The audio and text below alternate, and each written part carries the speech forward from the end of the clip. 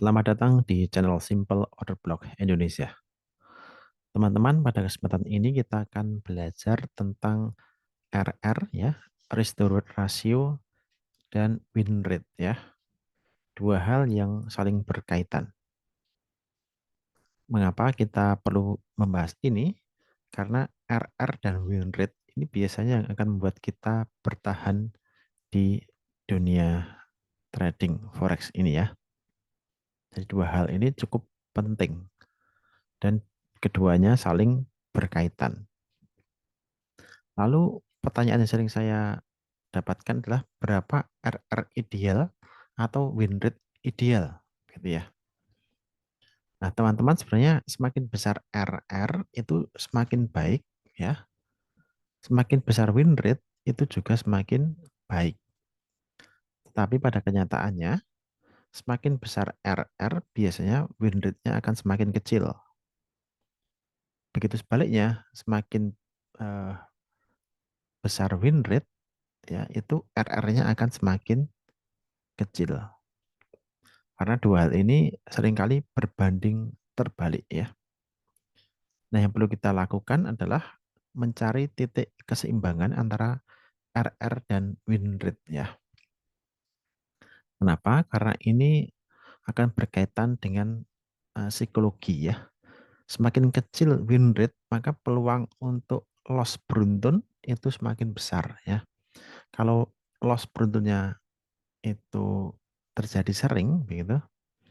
Nah, yang menjadi pertanyaan adalah apakah mental kita, psikologi trading kita sudah matang untuk menghadapi itu, ya, begitu. Jadi kalau kita lihat di RR dan win rate cheat sheet ini, ya, kalau teman-teman punya RR 1:1, ya,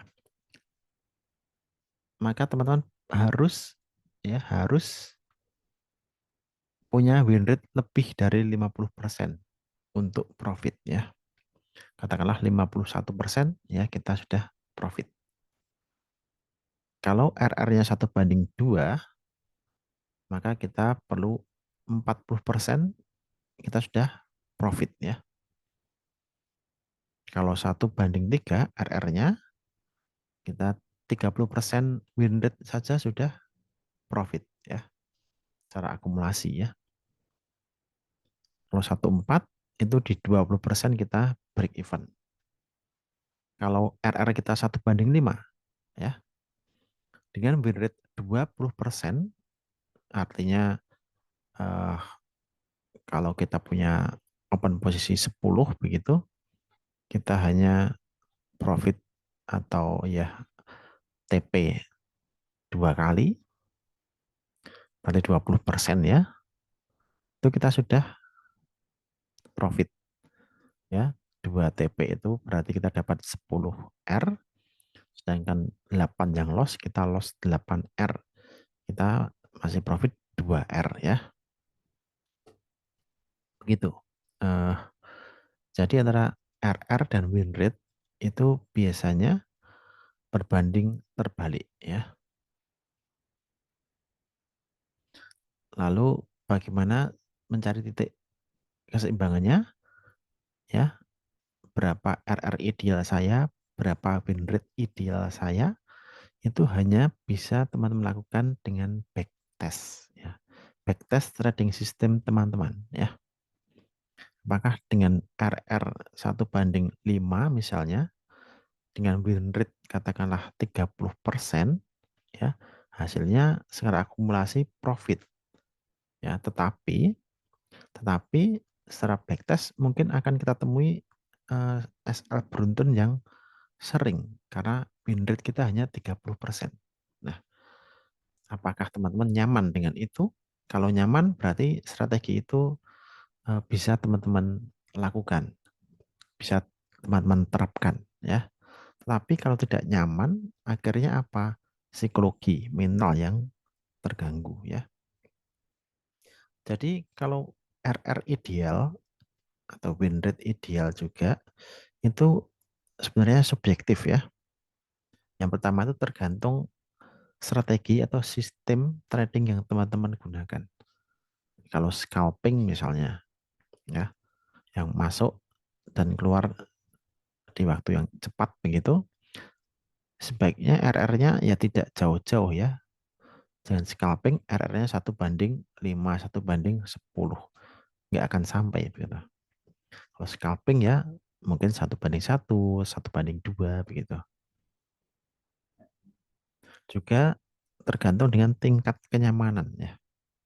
Tadi kalau RR-nya besar biasanya ya win rate kecil. Kalau win rate kecil nanti SL beruntunnya juga akan sering dialami. Apakah itu akan mengganggu kenyamanan trading teman-teman atau tidak? Nah, itu juga patut diperhitungkan gitu ya. Idealnya seperti ini ya. Ini win rate rendah, win rate tinggi ya. Yang ini adalah RR ya, rasio ya, risk to reward ratio, low, high. Nah, kita tidak ingin berada di sini dengan RR yang kecil, win rate kecil. Berarti sistem trading kita bermasalah ya. Kalau RR kecil ya, tapi win rate-nya besar ya, kemungkinan profit ya. Atau RR besar ya, win rate-nya kecil ya bisa jadi profit ya di area ini. Nah, yang ingin kita tuju sebenarnya ya di area ini ya, where the magic happens ya. RR tinggi, win rate tinggi. Nah, itu. Apakah mungkin? Ya, bisa jadi. Ini yang ingin kita tuju sebenarnya di area ini ya. Dengan RR yang baik, yang cukup tinggi ya, relatif tinggi, win rate juga relatif tinggi ya. Kalau RR relatif tinggi artinya apa? Artinya reward yang ditawarkan itu jauh lebih tinggi daripada risiko yang kita hadapi ya. Seandainya analisa kita gagal, artinya adalah resiko. Nah, kalau analisa kita berhasil, itu rewardnya ya. Nah, RR sebaiknya ya reward lebih besar daripada resiko. Jadi bagi saya RR minimal adalah 1:1. Kalau kurang dari itu, sebaiknya nggak usah diambil. Karena resiko lebih besar daripada reward yang diharapkan. Begitu. Oke, teman-teman, lalu bagaimana cara kita memperbesar RR ya, memperbesar risk to reward ratio. Bagaimana kita trading ya RR-nya bisa lebih dari 1:3 atau 1:5 atau 1:10. Nah, itu kuncinya di mana atau bagaimana caranya? Nah, teman-teman, pada kesempatan kali ini saya akan berikan sedikit tips sederhana ya. Tips simple bagaimana cara cara kita memperoleh RR yang ideal, yang besar ya, yang lebih besar gitu ya. Oke, teman-teman, bagaimana cara memperoleh RR yang besar? Ya, yang pertama ya, cara yang pertama adalah memperkecil range stop loss ya. Range SL. Kalau range SL-nya itu lebar, artinya take profit kita juga harus sangat lebar untuk memperoleh RR yang besar. Tetapi kalau range stop loss kita itu kecil, maka kita juga akan memperoleh RR yang besar. Bagaimana caranya untuk memperkecil area ya, untuk refine area stop loss ya. Biasanya saya menggunakan eh, dua cara ya. Cara yang pertama ini yang paling simpel. Kita entry bukan di full area ya, tetapi di 50% area ya. Kita lihat di sini ya. Di sini. Kita lihat seandainya kita entry full di sini, full area entry di sini, stop loss katakanlah sedikit di atas area ini, kemudian targetnya adalah di ini ya, di SSL. Oke, di full area kita akan mendapatkan 1:5,5 ya, take profit di sini, katakanlah seperti itu ya. Lalu bandingkan jika kita ya merefine area ini, order block H1 ini, kita refine ke 50%, maka akan ketrigger di sini ya. Stop loss sama di angka yang sama, take profit di angka yang sama ya. Lalu kita bandingkan, dia dapat ya 10,89 R ya. RR-nya 1:10,8 ya. Di angka yang sama, di target yang sama ya. Itu cara refine yang pertama, yang paling simple di 50% area ya. Ini order block H1 ya. Nah, cara yang kedua adalah refine yang kedua adalah kita masuk di low time frame-nya di area ini. Ini area H1 ya. Kita lihat apakah di area M15 ada.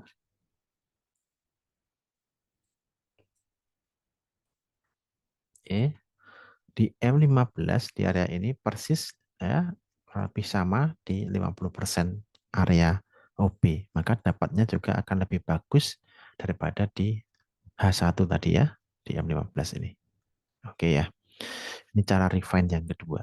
Jadi cara refine yang pertama tadi entry di 50% area OB, ini yang paling simpel. Cara refine yang kedua adalah ya berganti time frame pindah ke low time frame ya, mencari area order block atau SND di low time frame-nya. Jadi refine. Itu tips yang pertama, bagaimana cara memperoleh RR yang besar ya. Lalu yang kedua adalah ya entry di low time frame, lalu kemudian target di high time frame gitu ya. Nah, saya beri contoh di sini. Di sini ya. Ini area M15 ya. Atau dari H1 juga oke. Kita lihat. Oke, di H1. Oke, ini area entry di H1 ya. Kita masuk area ya. Kita lihat katakanlah kita ambil full gitu ya. Short di sini. Full area. Oke. Dan take profit kita di mana? Ya. Target realistisnya di time frame H1 adalah di sini ya. Di area ini ya. 1:2 ya. Persis. Di area SSL belah sini ya. Oke. Kita hapus dulu ini ya. Di SSL. Ini adalah target realistis di H1. Kita lihat ya. Ini break of structure ya, low di sini ya. Dia masuk, retrace, kemudian drop. Maka target realistisnya adalah di sini ya, di area ini. Nah, kalau kita menggunakan prinsip ini ya, entry di low time frame. Low time frame adalah H1, maka high time frame-nya kita lihat di daily misalnya.